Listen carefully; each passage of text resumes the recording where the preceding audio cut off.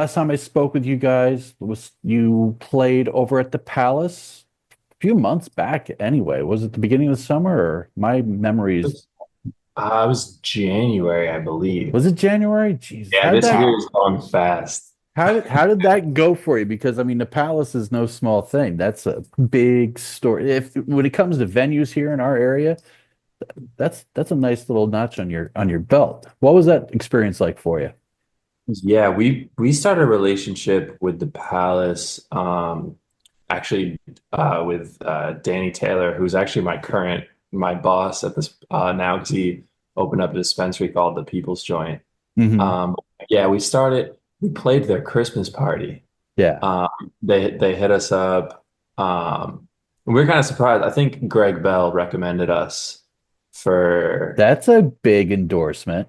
yeah. So he recommended us for their Christmas party. We played on the Palace stage for like just all their staff. It was a really fun time. We got to know all the people. Uh, Hmm. so I think that's what led us to getting the opportunity to do the Palace session.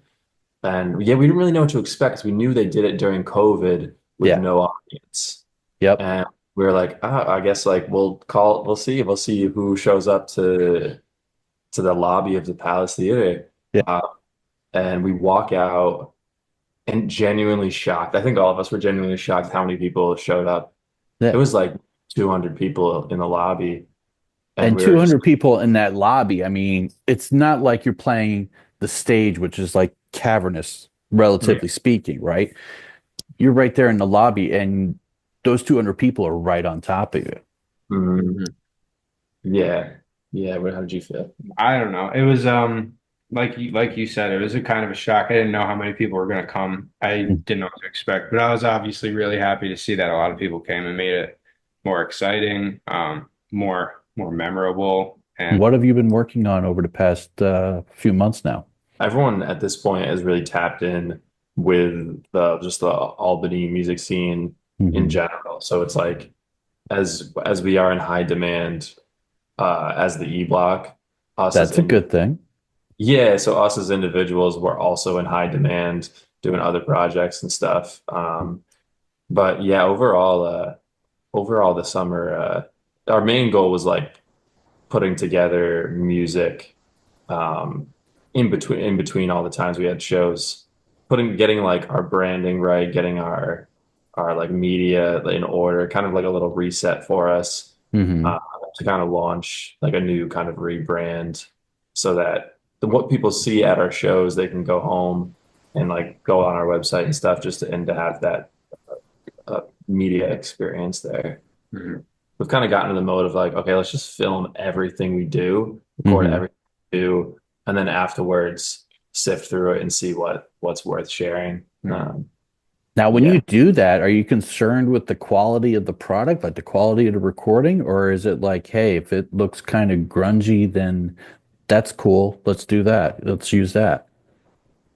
Yeah, we've kind of like baked it into the process because we know yeah, like we know it's never going to be perfect. So we've been using like early 2000s like camcorders just to Hmm. like so it's like even if it was filmed perfectly, there is that like and I think it's kind of how our music is. I think it's a good reflection of our music that like we're not too careful with it. Hmm. So I think that's reflected in a lot of the video production because like yeah, most of the videos that we watch from our artists we like on YouTube, like, are also self-produced. Like we like a lot of independent or like smaller artists. So it's just really about getting the most amount of high quality content out there because that's where I find all my new music is through TikTok, through YouTube. That's how we Mhm. find everything. So Yeah. we just want to be playing on the same playing field as people we like. Your music, though, isn't on TikTok too often. Not, I mean, not you specifically, but your kind of genre isn't the type of music usually that I would hear people using, influencers using for their, to sync up to their product. So what influences you when you watch TikTok? It's a good question. Well, there's a lot of just like solo musicians or like session musicians. Yes. With you like Cartoons is a producer we really like. Hmm. Kiefer is another producer who like Kalen Ellis. They're just guys who are like super awesome like LA producers. who are just like making a beat in their room and they're Hmm. just like, playing the keys, playing the drums, and like just making it like they made a really cool beat and then just kind of giving you like a visual experience with it has been really inspiring. Just seeing like incredibly talented musicians. There, yeah, so there is like luckily on TikTok there is every single niche that you could Hmm. ever desire. Yeah. Um, so I feel like there's I like it because there's a place for every type of talent pretty much. Yeah. This summer, just a couple of weeks, well, not a couple of weeks ago, back in July, you guys were gonna play over at 518 Craft, right? And I think that's over in Troy. And they had some issues with playing with live music outdoors lately. I think that's you kind of got wrapped up in on that. What are your thoughts on that? What are your thoughts with, I mean, Troy has such a great vibe, I feel, with live music and the venues and whatnot, but the city is kind of cracking down on at least, during the outdoor music. What are your thoughts? I think it's a little ridiculous because that's kind of where the heart of Troy is. It's in the creativeness and in the arts, I feel like. Hmm. So dampening that is just kind of like sad, just Yeah. to say the least. I don't know. It's Hmm. sad for me to find out. It was frustrating too. Trying Yeah. to play a gig outside and we got this guy, it was a whole thing though. But Yeah. Yeah. I it's weird because like the business owners, I mean the majority of the business owners, they all want to work together. What's the saying? Like a rising tide lifts all boats. Like that's the Mhm. philosophy I've Absolutely. heard from Hmm. all of the business owners. I just don't know where the disconnect is from the city to the business owners. I imagine it's all like involved. Yeah. I honestly don't I haven't really gotten too much. We just got wrapped up with it. We just got in the wrong place at the wrong time. You But just guys are innocent bystanders. All you do is want to play. It's not you guys don't set the rules. yeah, But I mean yeah, we'll always push. We'll like because we're not really the kind of band that's going to just accept like what we're told to do. I think it's just the nature of like wanting to be independent musicians. It's hmm like that if there is any like rules, we're pretty much going to push as far as we can because like no society at least is never going to ask you to play music outside or like to do anything with that like sense of freedom. So I feel like hmm it's our responsibility as the musicians to like push and like just put more pressure on the city, I feel like. This Mhm. week you're dropping a new single. Why don't you tell me a little bit about that, what it is, where it came from, the genesis of it all. How'd that one start?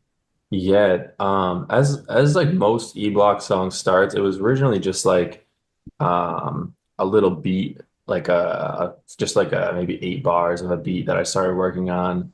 And that's how most of our ideas start, is just like just a little flair of something that's cool. And then I'll usually just like scat sing over it, like Hmm. just to try to find some lyrics, find a melody that works. And then for this one, it just like I had a verse and I had a chorus. And then I just brought it to the band. We had worked a little bit on like a demo version of it, but Hmm. then over the course of we had played the song probably like 100 times live now. So we just kind of developed like a new version of it Okay. with Dan on bass and Aaron on drums, and it's a very keyboard heavy song. So it it kind of just took a new life the more we were playing it live. And then when it came time to like want to record it, we just played it exactly the way we perform it live. Okay. So by nature, it's like for like a studio version of a song, it's like pretty long compared to I guess most songs that people are putting out right now. How long Uh, is it? 6 minutes and 14 seconds, I think, Yeah. which Nice. we're in the world of if a song is 2 minutes and 30 seconds, that's like, 200, Hmm. 3 times the normal length. yeah. Yeah. Um, but yeah, so it's pretty much, it's the first, I would say it's like the first recording we're going to put out that sounds like we sound live. It's like the Mhm. closest representation of that, I feel. Well, a lot of some of our recordings were just like something cool, a beat that we stumbled on that we like a Hmm. bedroom beat that we produced. There's been nothing that we've actually really like played live as a band to actually make the recording. So it was intentional because I want to give people that same experience because that's ultimately I feel like the thing that we have going for us the most is that we are the live show is like the best representation of our art. What were our last two? Calling in Constellations? Or yeah, Yeah, number one as well. yeah. Yeah. Those definitely have a different vibe to them. Mhm. Yeah. Yeah, those are definitely more, like you said, bedroom produced, kind of independently made. Mhm. And that was one thing we kind of, I'm glad that we're changing now and we're able to change. I feel like it was initially a restriction of people's availability that didn't allow us to all play as a group on the recordings. So some Hmm. of our older songs are kind of more independent. Couple people produced it, played multiple instruments, but this one is different because basically everybody had the instrument that they play on stage and play the part that they do live. So Our next song we're gonna release is called Sleepwalking, and I'm like pretty set on that title for that one. Okay. So our own band gets confused between the two of them. So yeah, I was I like, I call can it the see that. so I was like, if our own band is getting confused, like it's very easy that our audience would get confused as well. Um, so yeah, I feel like that the title. I mean, it was a lot of debate in Hmm. between myself and Devin and not like debate, but just like ideas. yeah, Just ideas like, for titles because, but I think ultimately I think it encapsulates the whole idea because the song is very improvisational. It's very there's a lot of like ethereal elements to it, so I think that it's a very like representative title. it's kind of Um, starry. yeah. Yeah. Just starry. Forward. What else? Are you guys working on anything else? Do you have any other songs that are, is this part of a probably a larger LP or whatnot? I always ask you guys this, but I did. I mean, so because this recording process went so well, us playing all together, hmm. we we decided to do the same exact thing for the next song we'll have coming up, which is Sleepwalking. And Hmm.